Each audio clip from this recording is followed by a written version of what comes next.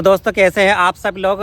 तो आज मैं आपको लेकर आया हूं दिल्ली के बदरपुर बॉर्डर के पास तुगलकाबाद एक शहर है जो कि गयासुद्दीन तुगलक ने बसाया था। उसके बाद उसका जो बेटा आया था मोहम्मद बिन तुगलक, उसने एक शहर बसाया था जिसका नाम था आदिलाबाद। उस आदिलाबाद शहर में एक किला बना हुआ है जिसे कि मोहम्मद बिन तुगलक ने बनवाया था अपने शासनकाल में, यानी कि जब गयासुद्दीन तुगलक की मृत्यु हुई थी 1325 ईस्वी में। उसके बाद उसके बेटे मोहम्मद बिन तुगलक ने शासनकाल संभाला था, तभी उसने इस किले का निर्माण करवाया था। तो आज मैं आपको उस किले के बारे में, उसके मोहम्मद बिन तुगलक के पूरे इतिहास के बारे में यहाँ पर इस व्लॉग में बताने वाला हूँ। तो बने रहना मेरे साथ इस व्लॉग में एंड तक। तो चलिए चलते हैं ऊपर और दिखाते हैं इस किले को और बताते हैं इसके इतिहास के बारे में।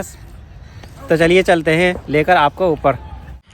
तो दोस्तों जैसा कि आप यहाँ से देख सकते हैं ये सीढ़ियाँ जा रही हैं ऊपर इस किले के लिए, इस महल के लिए, जो कि मोहम्मद बिन तुगलक ने इस महल को बनवाया था। तो यहाँ से आप देख सकते हैं ये अभी की सीढ़ियाँ बनाई हुई हैं, लेकिन उस समय पर यहाँ जो सीढ़ियाँ बनी हुई थी वो बहुत ऊंची ऊंची सीढ़ियाँ बनी हुई थी। ये जो सीढ़ियाँ अभी की बनाई हुई हैं इस किले पर जाने के लिए जो ASI द्वारा बनवाई गई हैं, लेकिन उस समय पर काफ़ी ऊँची ऊँची सीढ़ियाँ यहाँ पर बनी हुई थी इस किले पर जाने के लिए, क्योंकि पहले के जो लोग होते थे वो काफ़ी लंबे लंबे होते थे, तो इसलिए सीढ़ियाँ भी काफ़ी ऊंची होती थी। और यहाँ पे आप देख सकते हैं आज के टाइम पे यहाँ पर ये देखिए, यहाँ पे बकरियों को यहाँ पर घुमाया जा रहा है इस किले में। ये देख सकते हैं इस किले की हालत कुछ ऐसी हो चुकी है आज के समय पर, जहाँ पर के बकरियों को घुमाया जा रहा है यहाँ पर, ये देख सकते हैं। तो चलिए अब लेकर चलते हैं ऊपर और आपको दिखाते हैं इस किले को, जो कि आदिलाबाद का किला मोहम्मद बिन तुगलक द्वारा बनवाया गया था सन 1325 ईस्वी के बाद में।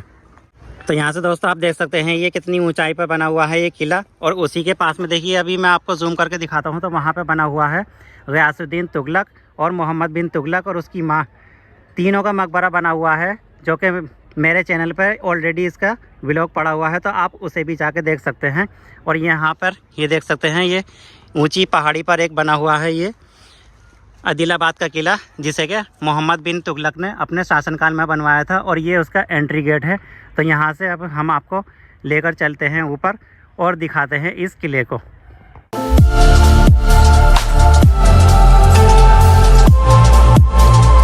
तो यहाँ से दोस्तों आप देख सकते हैं ये है इसका मेन एंट्री गेट, जो कि काफ़ी बड़ा और पहाड़ी पत्थरों से ये गेट बना हुआ है।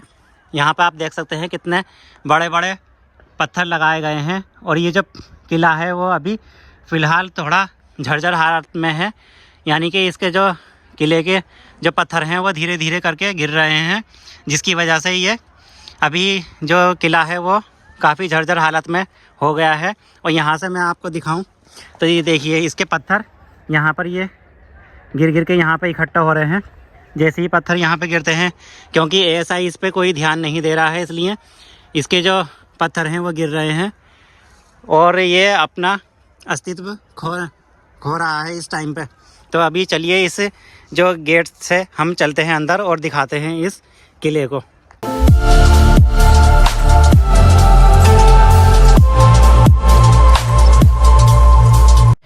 तो दोस्तों यहाँ से आप देख सकते हैं ये एक विशाल गेट, जिससे कि अभी हम लेके चलेंगे आपको अंदर और दिखाएंगे इस किले का। और ये जो लोहे का गेट आप लगा हुआ देख रहे हैं ये अभी का गेट लगा हुआ है। पहले के समय पे यहाँ पर लकड़ी के गेट लगे हुए होते थे, जो कि अब नहीं है। तो ये छोटे से गेट से हम आपको अंदर लेके चलते हैं। यहाँ से ये देख सकते हैं इसकी चूल लगी हुई हैं दोनों साइड। यहाँ पर वो बड़े लकड़ी के गेट लगाए थे पहले के समय पर, लेकिन अभी के समय पर ये एक लोहे का गेट लगा दिया गया है यहाँ पर। और यहाँ से आप देख सकते हैं ये देखिए कितने बड़े बड़े पहाड़ी पत्थरों से ये किला बनाया गया है। यहाँ से भी देख सकते हैं ये ऊपर जाने का ये रास्ता है इसका। और ये जो रास्ता बनाया गया है ये कुछ इस तरीके से बनाया गया है कि इससे घोड़े हाथी चढ़ने के लिए आसानी होती थी उस समय पर। ऐसे ढालू जो रास्ते बनाए जाते थे वो इसलिए बनाए जाते थे कि जिससे कि घोड़े हाथियों को चढ़ने में आसानी हो।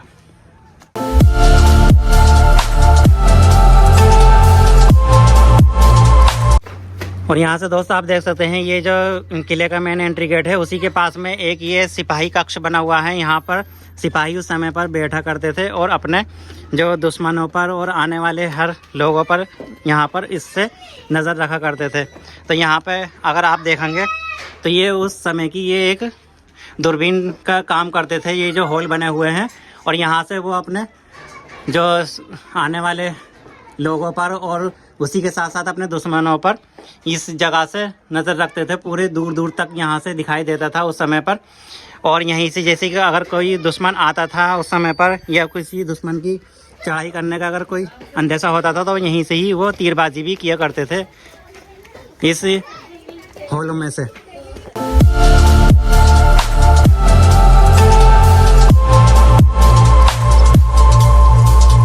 तो यहाँ से दोस्तों आप देख सकते हैं मैं आया था इस रास्ते से, ये जो आप पटरी देख रहे हैं इस रास्ते से मैं आया था। और इस वक्त मैं खड़ा हुआ हूँ इस किले के गेट पर। ये देख सकते हैं ये किले की ये दीवार है और इस किले की यहाँ पर ये छत है। इस किले की छत पर मैं जो ये गेट की छत है उस पर खड़ा हुआ हूँ। और ये यहाँ पर आप किले की ये बाउंड्री देख सकते हैं जो कि अभी के टाइम पे ये थोड़ी गिर चुकी है। और यहाँ से आप देख सकते हैं ये भी इस किले की बाउंड्री है। और यहाँ पर आप देख सकते हैं इस से अंदाज़ा लगा सकते हैं कि हम कितनी ऊंचाई पर हैं। काफ़ी ऊंचा एक पहाड़ी पर ये किला बना हुआ है जिसे कि आदिलाबाद का किला कहा जाता है, जिसे मोहम्मद बिन तुगलक ने सन 1325 ईस्वी के बाद में बनवाना शुरू करा था अपने शासनकाल में। जब गयासुद्दीन तुगलक की मृत्यु के बाद में उसका शासनकाल शुरू हुआ था तब उसने इस किले की निर्माण करवाया था। यहाँ से भी दोस्तों आप देख सकते हैं, देखिए काफ़ी अच्छा यहाँ से व्यू आ रहा है। और ये जो जहाँ से हम गेट से अंदर घुसे थे वो पॉइंट है यहाँ पे, ये देखिए यहाँ से हम ऊपर आए थे। और ये जो सीढ़ियाँ सी बनी हुई हैं और ये है इसका ऊपर का गेट जहाँ से अभी हम अंदर जाएंगे और आपको दिखाएंगे इस किले को पूरा। तो काफ़ी खूबसूरत गेट बना हुआ है ये भी। और इसकी ये देखिए कितनी ऊंची ऊंची विशाल दीवारें बनी हुई हैं, ये वो भी हम आपको अंदर चल के दिखाएँगे पूरा। तो चलते हैं फिर लेकर आपको अंदर और दिखाते हैं इस किले को। तो दोस्तों यहाँ से आप देख सकते हैं ये इस पार्क से होते हुए हम आए थे इस महल में, इस किले में। और यहाँ पे ये देख सकते हैं ये है इसका मेन एंट्री गेट जहाँ से अभी मैं घुसा था, जहाँ से मैंने प्रवेश करा था। और उसी के बाद में अब ये दूसरा यहाँ से गेट स्टार्ट होता है जिसे कि शाही दरवाज़े के नाम से भी जाना जाता है इस किले के। तो ये उस समय का शाही दरवाज़ा होता था मोहम्मद बिन तुगलक के समय के टाइम पे। और ये देख सकते हैं आप तुगलक काल की यहाँ पे पहचान आप बखूबी और आसानी से देख सकते हैं। देखिए तुगलक काल के गेट की बनावट कुछ इस प्रकार होती थी, इस तरह से होती थी। और ये गेट उस समय का काफ़ी खूबसूरत और काफ़ी बड़ा गेट होता था, जो कि अभी के टाइम पर सिर्फ ये पत्थर ही पत्थर रह गए हैं जो इस गेट को दर्शाते हैं। उस समय पे काफ़ी खूबसूरत और काफ़ी बड़ा गेट हुआ करता था। तो अब चलते हैं अंदर और दिखाते हैं इस किले में और क्या क्या है।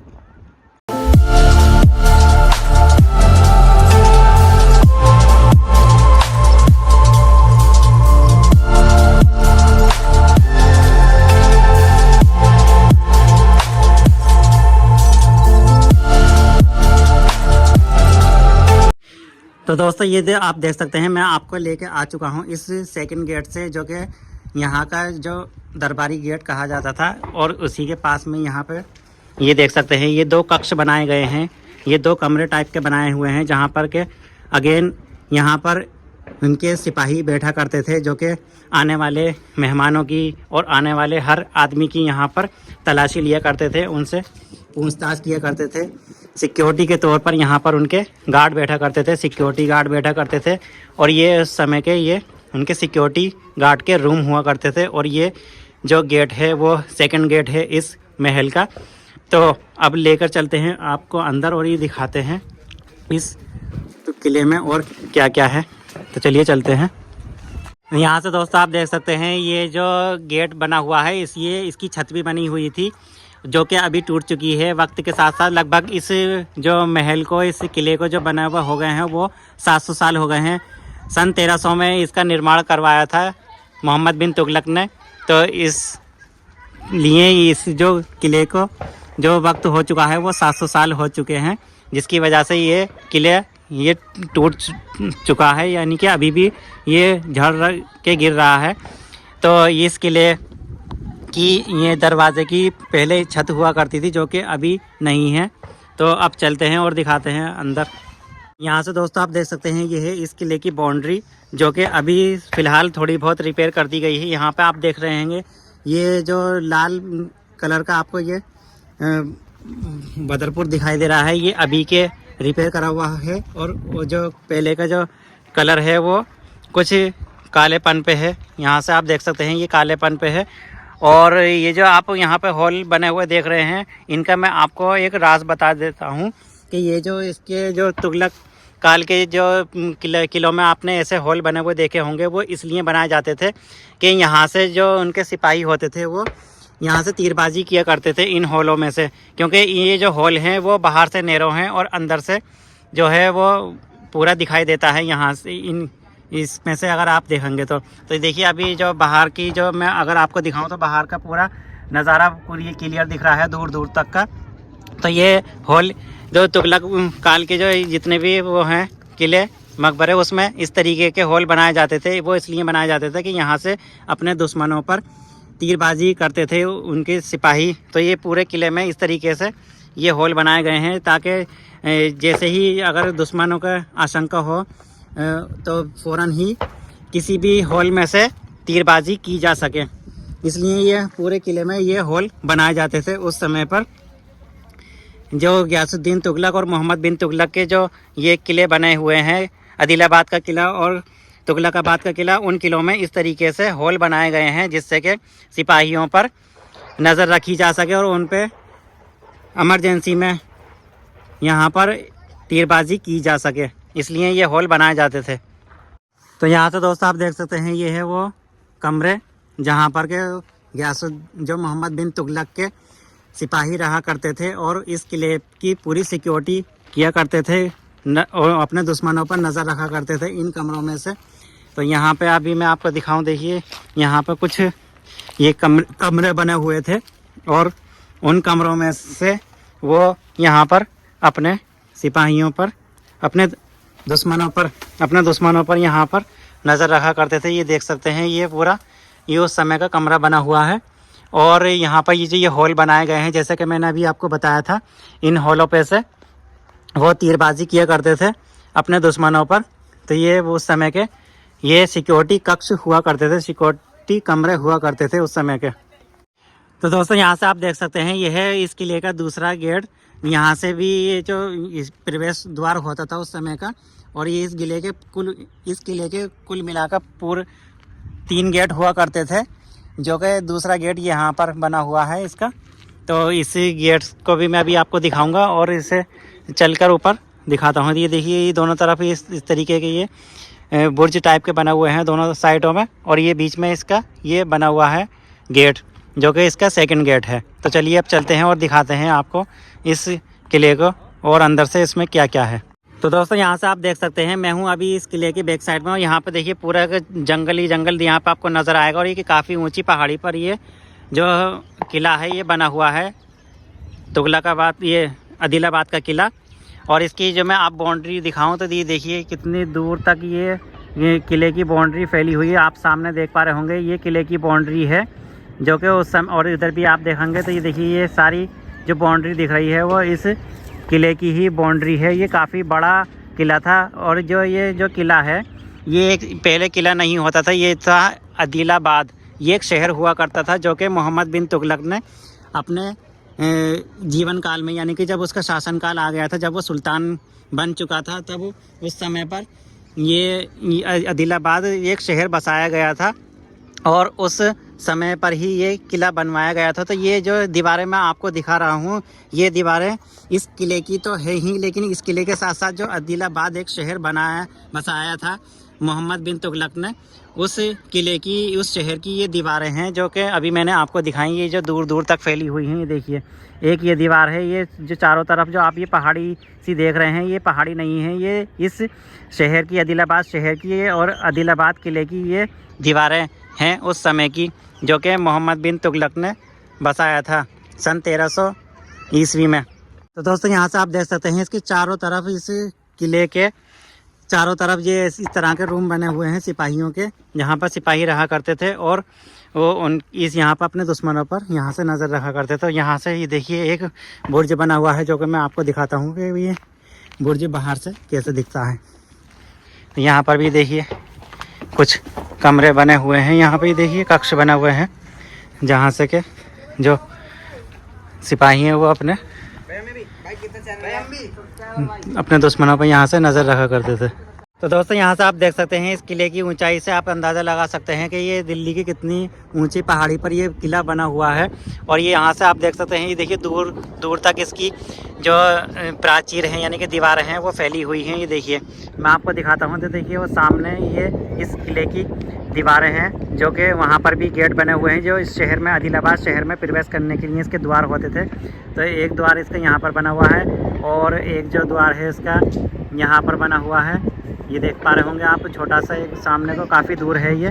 तो ये इस किले के इस आदिलाबाद किले के आदिलाबाद शहर के ये चार दीवारी हुआ करती थी उस समय की। और ये जो किला है ये काफ़ी बड़ा किला है और देखिए काफ़ी ऊंची पहाड़ी पर ये किला बना हुआ है, ये देख सकते हैं। और यहाँ पर उस जो सिपाही थे वो उनके यहाँ पर कक्ष बने हुए हैं, रूम बने हुए हैं जहाँ से कि वो अपने दुश्मनों पर नज़र रखा करते थे, इस किले की सिक्योरिटी करते थे, हिफाजत करते थे।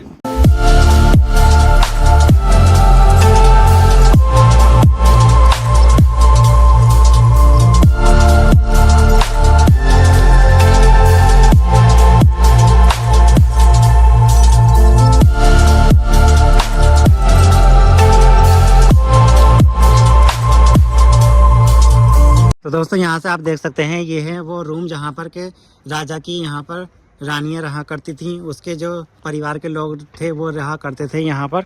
तो ये वहाँ के उसके रूम बने हुए हैं जो कि ये भी रूम अभी लगभग टूट ही चुके हैं, इसकी सिर्फ थोड़ी बहुत यहाँ पर ये पहचान बची हुई है, दीवारें बची हुई हैं, इसकी छत वगैरह सब टूट चुकी है। यहाँ से आप देख सकते हैं ये उस कमरों के ये यहाँ पर सिर्फ गेट ही बाकी रह गए हैं। यहाँ से अभी मैं थोड़ा सा अंदर चल के आपको दिखाता हूँ इन रूमों की हालत। तो यहाँ से आप देख सकते हैं ये उस समय के ये रूम हुआ करते थे जहाँ पर के उसकी मोहम्मद बिन तुगलक की रानियाँ रहा करती थीं, उसके परिवार के लोग रहा करते थे और उसके जो महल में जितने भी लोग थे वो सब यहाँ पर इन रूमों में रहा करते थे जो कि अभी लगभग टूट ही चुके हैं। ये देख सकते हैं ये सारे रूम उसी समय के महल के ये बने हुए हैं। तो दोस्तों अगर मैं मोहम्मद बिन तुगलक के इतिहास के बारे में अगर मैं बात करूं तो मोहम्मद बिन तुगलक का जो वास्तविक नाम था यानी कि असल नाम था वो था मलिक फ़खरुद्दीन जूना खान। सन 1320 ईस्वी में जब गियासुद्दीन तुगलक को दिल्ली का सुल्तान बनाया गया था तब उसे एक उपाधि से नवाजा गया था। मोहम्मद बिन तुगलक को उलुग खां की उपाधि से सम्मानित किया गया था। गियासुद्दीन तुगलक का जो शासनकाल रहा था वो रहा था 5 साल यानी कि सन 1320 से लेकर सन 1325 ईस्वी तक। सन 1325 ईस्वी में गियासुद्दीन तुगलक की मृत्यु हो गई थी। उसके बाद जो उसका बेटा बैठा था सिंहासन पर वो बेटा था जूना खान, जिसने के मोहम्मद बिन तुगलक के नाम से सिंहासन प्राप्त किया। मोहम्मद बिन तुगलक ने स्वयं खलीफा की उपाधि धारण करी और जिसका नाम हुआ करता था अमीर उल मोमिनीन। और उसके बाद उसने अपने सिक्कों पर जिलिल्लाह गुदवा दिया था, यानी कि उसके जो सिक्के चलते थे वो उस पर जो नाम होता था वो जिलिल्लाह नाम होता था, यानी कि अल्लाह की परछाई। इसका मतलब होता है दोस्तों अल्लाह की परछाई। जिलिल्लाह का मतलब होता है अल्लाह की परछाई। ये शब्द जो मोहम्मद बिन तुगलक ने अपने सिक्कों पर गुदवा दिया था जो कि उसने अपने शासनकाल में जारी किए थे। इसके अलावा दोस्तों मोहम्मद बिन तुगलक का जो साम्राज्य माना जाता है दिल्ली सल्तनत के सुल्तानों में वो सबसे बड़ा माना जाता है, क्योंकि उस समय पर जो साम्राज्य बटा हुआ था वो 23 प्रांतों में बटा हुआ था। इसके अलावा दोस्तों मोहम्मद बिन तुगलक हिंदुस्तान का सबसे प्रथम एक ऐसा शासक था जिसने के सती प्रथा को रोकने की कोशिश करी थी, लेकिन उसकी ये कोशिश नाकाम रही। इसके अलावा दोस्तों मोहम्मद बिन तुगलक के शासनकाल में ही सन 1333 ईस्वी में मोरक्को के यात्री इब्ने बतूता भारत आए थे और उन्हीं इब्ने बतूता को मोहम्मद बिन तुगलक ने दिल्ली के काजी के रूप में नियुक्त किया था। और इसके अलावा सन 1342 ईस्वी में इब्ने बतूता को अपना राजदूत बनाकर मोहम्मद बिन तुगलक ने चीन भेजा था। और इसके अलावा मोहम्मद बिन तुगलक को दिल्ली सल्तनत का प्रथम ऐसा एक शासक माना जाता है जिसने सभी धर्मों के साधुओं के लिए धर्मशालाएं बनवाई थी। और इसी के साथ साथ मोहम्मद बिन तुगलक को दिल्ली सल्तनत का सबसे प्रथम एक ऐसा शासक माना जाता है जिसने सभी धर्मों में आस्था रखी और सभी धर्मों को बराबरी का सम्मान दिया। और मोहम्मद बिन तुगलक को दिल्ली सल्तनत का एक ऐसा सर्वप्रथम शासक भी माना जाता है जिसने सबसे पहले हिंदुओं की होली में शरीक हुआ था, उनके साथ मिलजुल कर होली मनाई थी। इसके अलावा दोस्तों, गायों के लिए गौशाला बनाने वाले सबसे प्रथम शासक जो माने जाते हैं वो मोहम्मद बिन तुगलक को ही माना जाता है। इसके अलावा दोस्तों, मोहम्मद बिन तुगलक को शेख अलाउद्दीन का शिष्य भी माना जाता है। इसके अलावा मोहम्मद बिन तुगलक को अजमेर में स्थित ख्वाजा मोइनुद्दीन चिश्ती की और बहराइच में सलार मसूद गाजी की दरगाह का दर्शन करने वाला सबसे पहला शासक भी माना जाता है। यानी दोस्तों, मोहम्मद बिन तुगलक दिल्ली सल्तनत के सर्वप्रथम एक ऐसे शासक थे जिन्होंने ख्वाजा मोइनुद्दीन चिश्ती की दरगाह और बहराइच में सलार मसूद गाजी की दरगाह का दर्शन किया था। मोहम्मद बिन तुगलक के शासनकाल में ही सिक्कों पर कलमा गुदवाना बंद करवाया गया था। इसके अलावा दोस्तों, मोहम्मद बिन तुगलक ने 2 आनी नामक एक चांदी का सिक्का और दिनार नामक एक स्वर्ण मुद्रा जारी करी थी, यानी कि सोने की सिक्के जारी करे थे, जिसे कहा जाता था, चांदी के सिक्के को जो कहा जाता था वो टंका कहा जाता था और सोने के सिक्के को जो कहा जाता था वो जीतल कहा जाता था। इसके अलावा दोस्तों, चांदी और सोने के सिक्के के अलावा भी दोस्तों, मोहम्मद बिन तुगलक ने एक सिक्का और जारी किया था अपनी आवाम के लिए, जो कि कांसे का सिक्का हुआ करता था। इसके अलावा दोस्तों, मदुरा विद्रोह दक्षिण भारत का यह पहला विद्रोह था। इस विद्रोह को दबाने के लिए मोहम्मद बिन तुगलक को स्वयं दक्षिण भारत जाना पड़ा, लेकिन प्लेग की महामारी से अधिकांश सैनिकों की मृत्यु हो गई। सैनिकों की मृत्यु हो जाने पर उसे वापस आना पड़ा और मदुरा स्वतंत्र हो गया, यानी कि दोस्तों, मदुरा जो था वो आज़ाद हो गया था उस समय पर। इसके अलावा दोस्तों, अनहिलवाड़ा के निकट दोनों सेनाओं के मध्य युद्ध हुआ, लेकिन तगी भागकर थट्टा चला गया। उसी का पीछा करते हुए मोहम्मद बिन तुगलक ने सिंध की ओर प्रस्थान किया, लेकिन रास्ते में ही मार्च 1351 में बुखार के कारण मोहम्मद बिन तुगलक की मृत्यु हो गई थी।